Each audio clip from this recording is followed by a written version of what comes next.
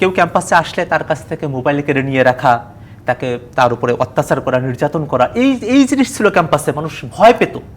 আর সে জায়গায় আজকে ক্যাম্পাসে মানুষেরা তার দিল খুলে এখানে আসতে পারছে। টিএসসিতে বর্তমানে যে দৃশ্যটা দেখছি, এটা খুব রেয়ার একটা দৃশ্য।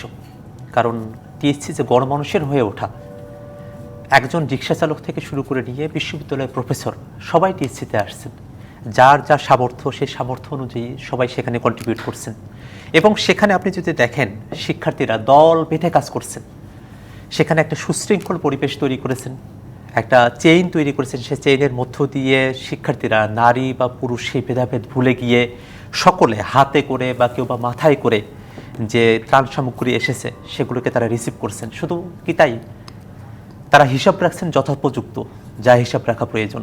এবং আমাদের একটা টিম কিন্তু ফেনী, কুমিল্লা সেই অঞ্চলগুলোতে গিয়েছে এবং তারা সেখানে উদ্ধার কার্যক্রমগুলো পরিচালনা করছে।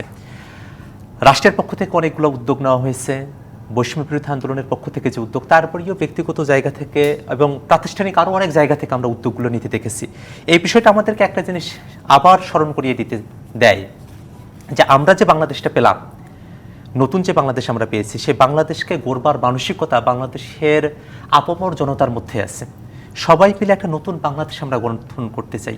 যখন এক দফার ঘোষণা আসে, তখন যেমন করে বলা হয়েছিল যে ফ্যাসিবাদী ব্যবস্থার বিলোপ এবং নতুন রাজনৈতিক বন্দোবস্ত, এই হচ্ছে আমাদের চাওয়া এই এক দফার পেছনের।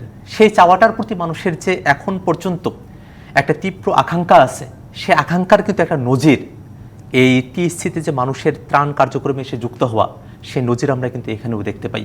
তো সব মিলিয়ে মানুষ, সাধারণ শিক্ষার্থী যারা আছে, যারা বৈষম্য বিরোধী আন্দোলনের সামনের সারিতে থেকে কাজ করেছে, তাদের উপরে তারা ভরসা করছে। কারণ আমরা দীর্ঘ সময় ধরে দেখেছি এখানে প্রথাগতভাবে অপরাপর যে ছাত্র সংগঠনগুলো ছিল, তাদের উপরে মানুষ ওইভাবে তখন ভরসা করতে পারেনি। এখানে ছাত্রলীগ যে দুর্বৃত্তায়ন তৈরি করেছিল, সেই দুর্বৃত্তায়নের মধ্যে মানুষ ক্যাম্পাসে আসতেই ভয় পেত। কেউ ক্যাম্পাসে আসলে তার কাছ থেকে মোবাইল কেড়ে নিয়ে রাখা, তাকে তার উপরে অত্যাচার করা, নির্যাতন করা, এই জিনিস ছিল ক্যাম্পাসে। মানুষ ভয় পেত। আর সে জায়গায় আজকে ক্যাম্পাসে মানুষেরা তার দিল খুলে এখানে আসতে পারছে, এখানে এসে একটু কথা বলতে পারছে।